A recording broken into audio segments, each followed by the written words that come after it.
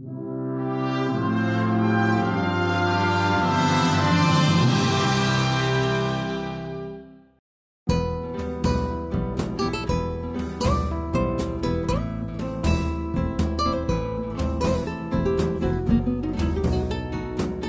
responsabilidad social es como la empresa no solamente genera beneficios, sino contribuye a la distribución de esos beneficios, ¿no? Y hay ciertas decisiones que se adoptan que son difícilmente comprensibles o no se están explicando con la suficiente claridad. Y eso llega a los empleados, pues cuando el consejo se sube sus remuneraciones y se despide gente, pues eso no liga muy bien con la responsabilidad social. Los temas medioambientales hoy en día pues tienen una importancia o han cogido una importancia relevante dentro de la gestión de la empresa. Muy buenos días, nos encontramos con Orencio Vázquez, coordinador del Observatorio sobre Responsabilidad Social Corporativa. En primer lugar, bienvenido Orencio y muchas gracias por aceptar nuestra invitación para realizar esta entrevista. Buenos días, gracias a vosotros. Y antes de entrar en materia sobre qué es la responsabilidad social corporativa, es conveniente presentar a Orencio, que aparte de ser el coordinador de este observatorio, también es consejero vocal del Consejo Estatal de Responsabilidad Social Empresarial. Además de estos dos puestos, también Orencio se caracteriza por haber sido durante 11 años profesor en la Universidad Carlos III de Madrid, en la carrera de Administración y Dirección de Empresas, y actualmente es profesor asociado en la UNED, en el Departamento de Economía Aplicada. En lo que se refiere a la responsabilidad social corporativa, que es su área de actuación en la que más conocimiento tiene y desempeña, se caracteriza por haber realizado muchos estudios e informes sobre esta materia. Por ello, es una persona muy conocedora del panorama de la responsabilidad social corporativa y nos puede ilustrar sobre qué es este concepto. Por ello, en primer lugar, nos gustaría saber, Orencio, qué es la responsabilidad social corporativa y qué importancia tiene actualmente en nuestra sociedad. Pues mira, para definirlo de una forma muy sencilla, la responsabilidad social consiste en el cómo se hacen los negocios, ¿no? Cómo se obtiene el beneficio. Una empresa, enfocándolo en la empresa, dentro de que luego podemos hablar de responsabilidad social en otro tipo de organizaciones, pero si lo enfocamos en la empresa, es como la empresa no solamente genera beneficios, sino contribuye a la distribución de esos beneficios, ¿no? Y esa es la clave. Entonces, bueno, pues en el cómo contribuye a la distribución de esos beneficios, pues influyen diferentes factores. El tratamiento hacia los empleados, si los empleados pues tienen unas buenas condiciones laborales y están satisfechos en su entorno laboral, tienen expectativas de desarrollo profesional, tienen condiciones que les permitan conciliar la vida personal con la vida laboral. También las condiciones en cuanto a cuál es el trato que reciben los proveedores, si toda la cuestión de la fiscalidad es un tema fundamental, la gestión de la integridad y la gobernanza dentro de la empresa es básico, es lo que genera una cultura que luego pues capilariza en el resto de la organización y luego, bueno, pues cómo gestionas riesgos en el ámbito de tu actuación en relación, por ejemplo, con el medio ambiente, el impacto medioambiental que puedas provocar y cómo minimizas esas externalidades, ¿no? Entonces, de forma muy sencilla o contado de forma muy esquemática, la responsabilidad social sería eso, ¿no? Cómo te comportas, no solamente con una orientación hacia el accionista, sino con una orientación más amplia como un actor social que tiene un impacto en el desarrollo de su actividad con diferentes agentes, ¿no? Y a partir de ahí pues estableces una relación con esos agentes, que es fundamental, y esos agentes pues tienen unas demandas hacia la empresa y cómo la empresa satisface esas demandas, ¿no? Y desde el Observatorio de Responsabilidad Social Corporativa, ¿cuál es vuestra función? ¿Qué labor desempeñáis? El observatorio es una organización, como todo observatorio, pues intenta ser independiente. Entonces, lo que intentamos es que hay ciertos elementos que han generado distorsión en el funcionamiento de los mercados y que en algunas situaciones pues, generan impacto sobre derechos humanos, sobre la salud o sobre externalidades o provocan externalidades sobre el medio ambiente. Entonces, lo que intentamos es bueno, pues, contribuir a que la empresa en su área de influencia pues, tenga una contribución más positiva o minore esas externalidades, ¿no?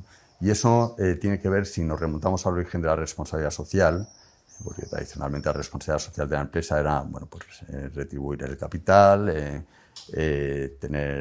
bueno, pues, pagar los impuestos y tener unas condiciones de cumplimiento normativo con respecto a los empleados. Pero si nos fijamos en cómo ha cambiado una empresa en los últimos 30, 40 años, pues el cambio en el modelo productivo es muy importante, ¿no? y ha sido muy agudo. Entonces, lo que se ha producido es una externalización y una deslocalización de la producción. En algunos sectores, como es por ejemplo el textil, se ve muy claro, pues prácticamente las grandes empresas textiles producen todo fuera y lo producen a través de terceros.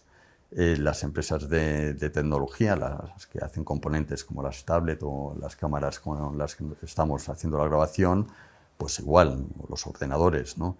Las empresas automovilísticas en una gran parte también. ¿Y dónde se produce? Bueno, pues se produce en terceros países. ¿Por qué se produce en terceros países?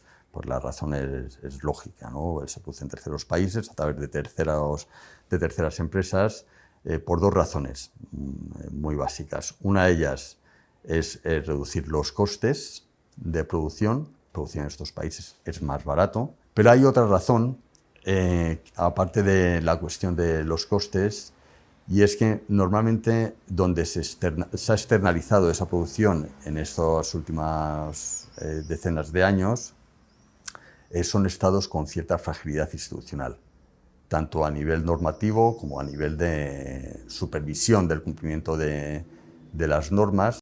Y con toda esa importancia que tiene, como habíamos indicado, la responsabilidad social corporativa en el mundo de la empresa, además de vuestra actuación mediante informes y estudios, ¿tenéis alguna manera específica de asesorar o aconsejar a las empresas para que establezcan un plan de responsabilidad específico?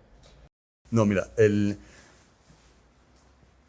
principal conflicto de interés que te impide ser independiente, o uno de los principales conflictos de interés que te impide ser independiente, es la cuestión económica. Entonces, desde esa perspectiva, nosotros, por estatutos, no podemos recibir dinero directamente de empresas, ¿no? Pues si no, no podríamos hacer un diagnóstico pues que reflejase una realidad, o unas propuestas a lo mejor estarían condicionadas por otros intereses. Entonces, sí tenemos mucha relación con el sector privado, participamos en espacios donde también participa el sector privado, pues normalmente a través de asociaciones o de la patronal. Como comentabas, hay un consejo estatal en el que se dirimen todas estas cuestiones y se emiten dictámenes que luego el gobierno pues, debería tener en consideración en cuanto al desarrollo de políticas públicas, pero no hacemos un asesoramiento directo. Sí hacemos informes, y los informes que hacemos previamente se los enviamos a las empresas. Hemos estado años haciendo este tipo de cuestiones, muy focalizados en las grandes empresas, en empresas del selectivo, del IBEX 35, y les damos la oportunidad de debatir con ellos.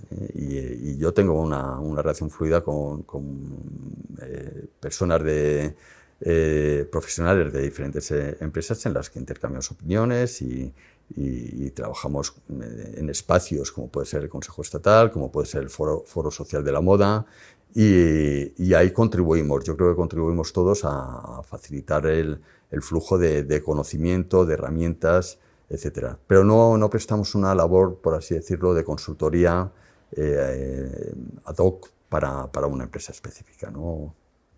Y siguiendo con el mundo de la empresa, ¿es obligatorio que las empresas, algún tipo de empresa, tenga un plan específico de responsabilidad social corporativa? Y en el caso de que sea obligatorio, ¿Hay algún marco regulador que pueda sancionar de alguna manera si se incumple ese plan? Sí. O sea, en los últimos años hemos avanzado bastante, ¿no? Porque el debate se instala dentro de las instituciones europeas, inicialmente a finales de los años 90, principios del 2000. A partir de ahí, bueno, hay 4 comunicaciones de la Comisión Europea, bueno, hay diferentes informes del Parlamento, del Consejo, y en el año 2014 la Comisión Europea aprueba una directiva que obliga a un conjunto de empresas, de grandes empresas, más de 500 trabajadores de interés público, principalmente se considera de interés público no solamente las entidades financieras y las empresas cotizadas, pero principalmente se les obliga a que presenten o que incluyan en los informes de gestión consolidados un estado de información no financiera. ¿Qué quiere decir esto? Bueno, pues que los mercados, los propios mercados, para el propio funcionamiento del mercado, los que habéis estudiado economía, me comentaba un compañero que había estudiado ADE y tal, la premisa del mercado es que para que los mercados funcionen y sean perfectos, tienen que suministrar a los agentes que intervienen en ellos la información que sea material. ¿Y qué se considera información material? Toda aquella información relevante a la hora de adoptar decisiones. Hasta hace relativamente pocos años, esa información era la información financiera. Los escándalos a los cuales se han visto sometidas algunas empresas por una gestión inadecuada de la cadena de suministro, por un impacto ambiental que han tenido en algún país, con un impacto luego sobre las comunidades, etcétera, etcétera, o el caso de Volkswagen, por poner un ejemplo, o Siemens con el tema de la corrupción, etcétera, todo eso ha provocado que las acciones de estas empresas hayan sufrido un batacazo en el momento en el que sale la noticia, ¿no? Con lo cual, estas cuestiones se considera un riesgo más por parte de los inversores. Ya prácticamente hoy en día un volumen muy importante de la inversión tiene en cuenta los riesgos no financieros, no por cuestiones de ámbito ético, como era un acercamiento a estos temas hace unos años, sino por una cuestión de gestión del riesgo. Entonces, los inversores demandan esta información como material. Y te lo voy a contar muy gráficamente también, Ocean Tomo, que es una consultora en Estados Unidos, dentro de las empresas del Standard & Poor's, en el año 75 creo que daba una valoración de los activos intangibles de estas empresas que eran en torno del 10% del valor total de la empresa. Hoy en día, según esta misma consultora, las empresas del Standard & Poor's, del índice bursátil, las 500 mayores empresas por capitalización en Estados Unidos, el 80% del valor total de la empresa lo representan los intangibles. Los intangibles son lo que no son activos materiales, no es el edificio, no es la maquinaria, es el fondo de comercio, y son intangibles, la marca, etcétera, la reputación, y todos estos temas están muy ligados con la responsabilidad social.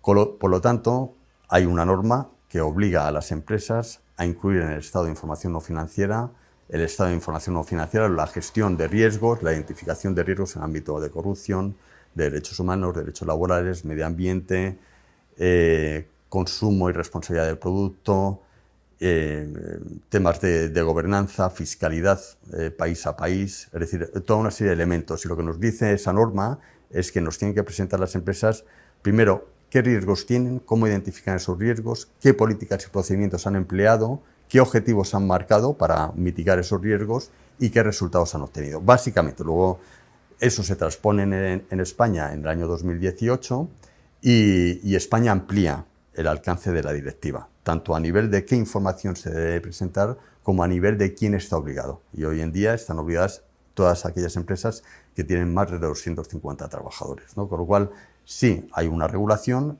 y hay todo un movimiento legislativo cada vez más importante, tanto a nivel sectorial como a nivel global, que se está produciendo para solucionar ciertos problemas que estaban, como os he comentado antes, y que se habían producido por esos cambios en los modelos de producción.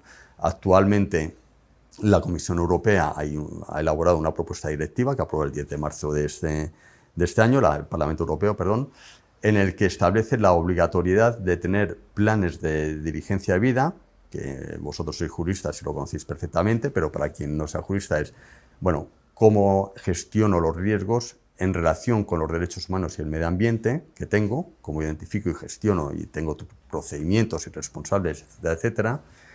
Y es una obligación de tipo administrativo, todas las empresas van a tener que tener, un conjunto importante de empresas van a tener que tener sus planes de diligencia de vida, pero además se está hablando de una responsabilidad jurídica de ámbito civil. Es decir, cuando se produce un derrumbe en una fábrica en Bangladesh y mueren X personas y las condiciones no cumplían unos mínimos en cuanto a las condiciones laborales y de salud en el trabajo, en el entorno de trabajo, la empresa matriz, si tiene una vinculación de control o económico o de propiedad con ese proveedor, va a tener que responder jurídicamente por responsabilidad contractual o puede que se materialice en una responsabilidad contractual por las condiciones que se estaban dando y por las víctimas que se produjeron en este centro de trabajo, ¿no? Entonces está habiendo todo un movimiento legislativo, ya existen normas y se está avanzando hacia nueva normativa en este ámbito. Y en esa evolución que usted ha explicado del concepto de la responsabilidad social, especialmente en España, este concepto entró en España a finales de los años 90. ¿Considera que se le dio importancia de forma tardía? Considero que en España y en Europa podíamos haber avanzado más rápido. Estos procesos normalmente tienen muchas resistencias porque suponen, de cierta manera, cambiar un status quo en el cual hay una serie de intereses no colectivos normalmente que no quieren que haya avances en esta materia, ¿no? Como en otras muchas.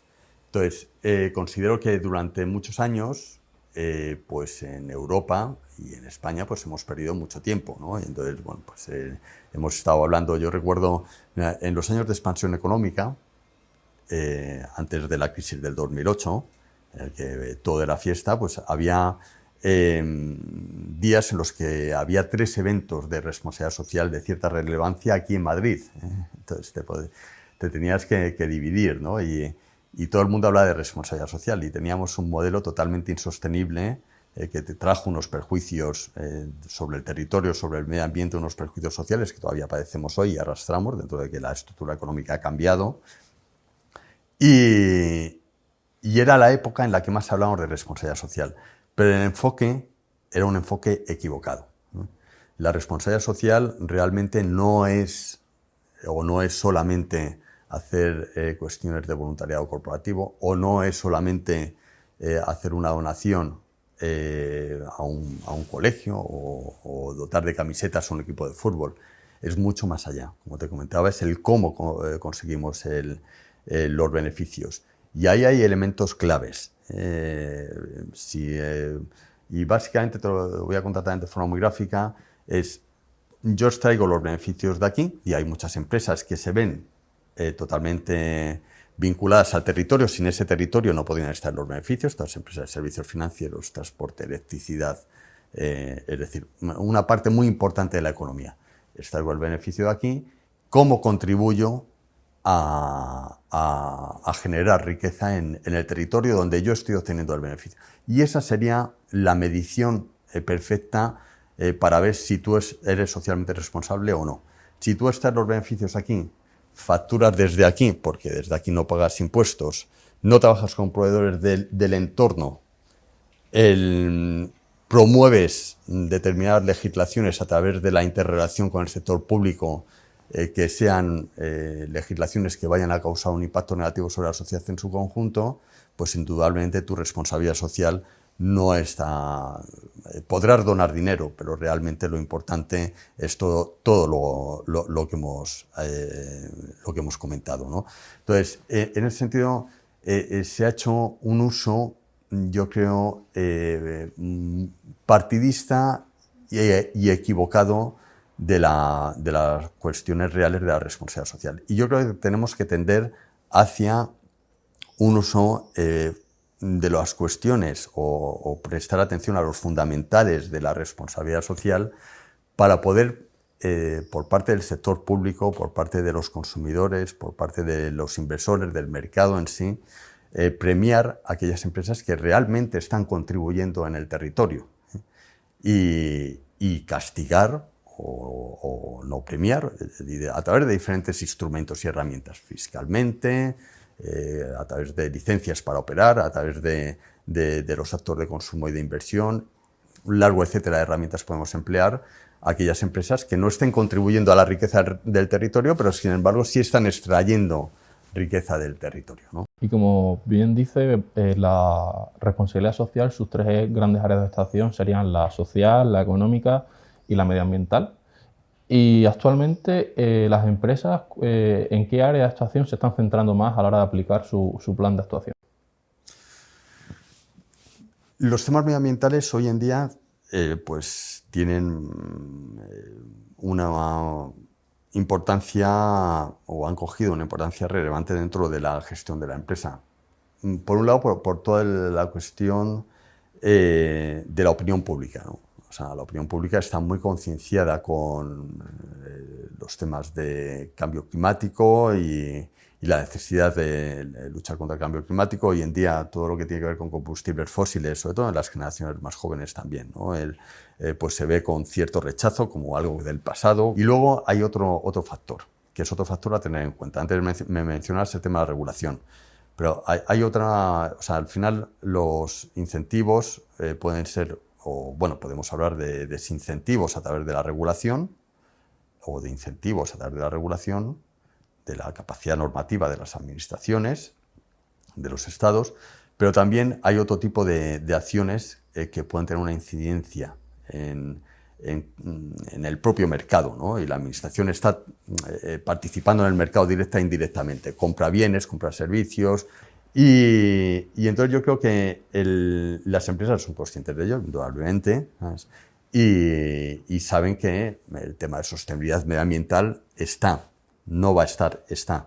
Y saben que van a tener que presentar proyectos con medición de impacto ambiental. Y bueno, pues todo eso indudablemente influye en que es el incentivo fundamental para que la empresa pues vaya redireccionando sus procesos de gestión, ¿no? Con lo cual el área medioambiental o la pata medioambiental es la que tiene una mayor trascendencia, yo creo, ahora mismo. Y en referencia a la corrupción, ¿cómo puede ayudar la RSC a luchar contra este fenómeno dentro de las empresas? Mira, el tema de la corrupción es un tema interesante porque hay un problema, yo creo que de base, y luego ya respondo a tu pregunta, y es una concepción muy reduccionista de lo que es la corrupción. O sea, cuando hablamos de corrupción, normalmente nos referimos a soborno y cohecho, a los hechos tipificados en el Código Penal, ¿no? Pero hay muchas otras actividades que suponen, o sea, hay la definición que últimamente se ha acuñado y que está más aceptada universalmente, es que corrupción es toda aquella actuación que supone un abuso de poder para un beneficio propio. Entonces, dentro de esa definición hay muchas actividades que entrarían dentro de la corrupción, aunque no estén tipificadas como hecho punible. Y por otro lado, hay elementos que acompañan a esa corrupción o que generan el ecosistema propicio para que se dé esa corrupción. Por ejemplo, estructuras societarias complejas, operativa a través de paraísos fiscales, territorios offshore.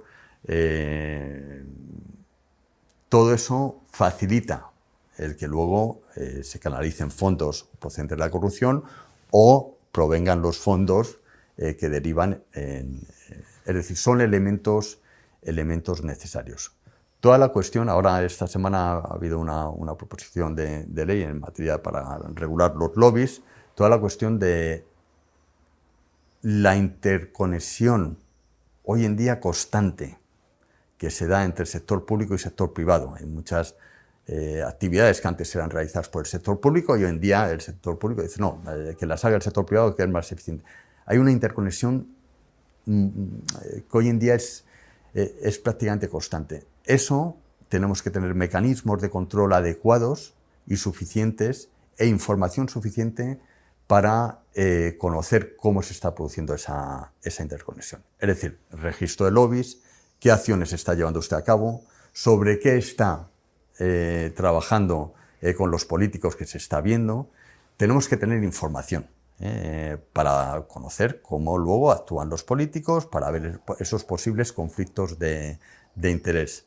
Dentro de la empresa, bueno, pues tenemos que tener los mecanismos, toda la cuestión de puertas giratorias. En materia de buen gobierno, o sea, indudablemente la corrupción tiene que enfocarse en una perspectiva amplia, no solamente para combatirla, sino para prevenirla. En materia de buen gobierno es fundamental tener trazabilidad de cómo se toman las decisiones, de quién toman las decisiones, actas básicamente de la toma de decisiones. Ahora vemos cuando salen los casos que estamos viendo en la televisión, bueno, esto era el jefe de seguridad, yo no tengo nada que ver con esta historia, ¿no? Bueno, teníamos que tener un sistema que obligase a tener constancia de la relación con las empresas auditoras. Pues también vemos que muchas de las situaciones de escándalos de fraude o de corrupción que ha habido, bueno, pues ha habido, bueno, podemos decir, pues no la diligencia esperada por parte de estas empresas, de algunas empresas, ¿no?, que han auditado las cuentas. Y eso tiene que estar todo muy claro. Tenemos que tener un límite o directamente para evitar conflictos de interés, que esa empresa pues no reciba dinero de la misma empresa que está auditando por otros conceptos, este tipo de cuestiones.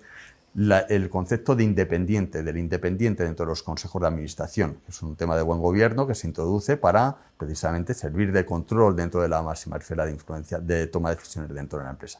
Ese independiente tiene que ser independiente de verdad, no porque tú digas que es independiente, Y si es un tipo que ha trabajado 15, 20 años dentro de la empresa, ha sido consejero delegado de la empresa, luego se ha jubilado y lo has metido de independiente, pues indudablemente independiente no va a ser. Es decir, tenemos que trabajar para que realmente los mecanismos, o sea, el mercado funcione correctamente y haya control, y los mecanismos de control funcionen, que los hemos implantado y de los que nos hemos dotado, funcionen correctamente.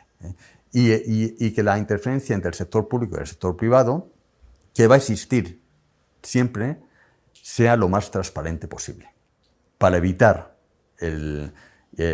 todas estas cuestiones. Entonces, yo creo que este tipo de cuestiones deben ser abordadas en primera instancia por parte como una exigencia máxima de integridad por parte de las empresas. Porque si no, al final, bueno, pues estás actuando en un mercado que no es mercado, en el cual, bueno, pues hay unos beneficiados y hay otros muchos que son perjudicados.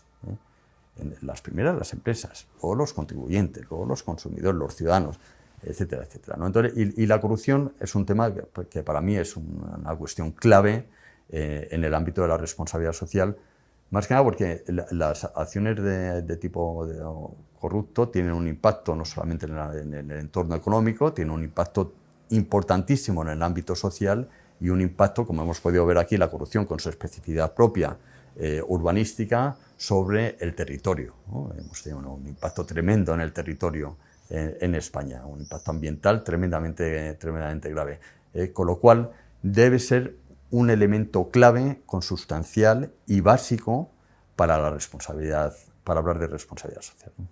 Y ya por último, todo lo relacionado con el mundo de la empresa, no nos podemos olvidar del principal valor que tienen las empresas, que son sus trabajadores.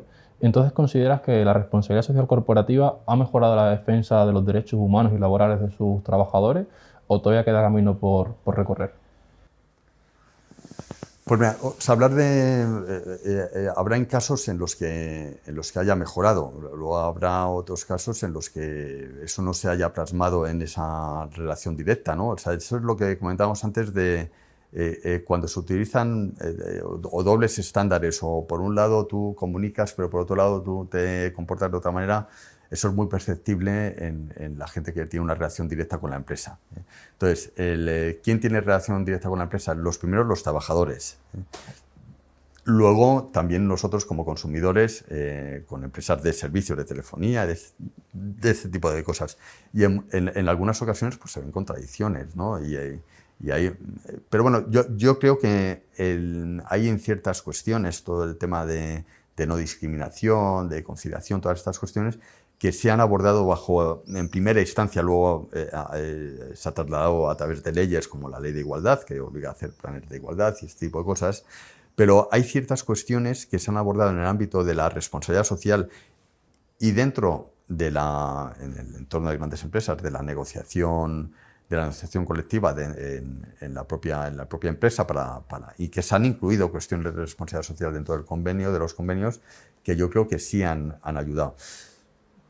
Luego habrá otros casos en los cuales, bueno, pues una empresa que presuma de ser socialmente responsable, pues esté teniendo un impacto sobre los trabajadores que no sea el adecuado. Hay ciertas decisiones que se adoptan que son difícilmente comprensibles o no se están explicando con la suficiente claridad. Y eso llega a los empleados, pues cuando el consejo se sube sus remuneraciones y se despide gente, pues eso no liga muy bien con la responsabilidad social, ¿no? Con esa percepción que puede haber externamente de lo que se está haciendo por parte de algunas empresas, ¿no? Entonces, bueno, pues Pues muchas gracias, Orencio. Reiteramos nuestro agradecimiento por permitirnos conceder esta entrevista y por ilustrarnos con su conocimiento para conocer más este concepto muy tan importante como es la responsabilidad social corporativa. Nada, muchas gracias a vosotros.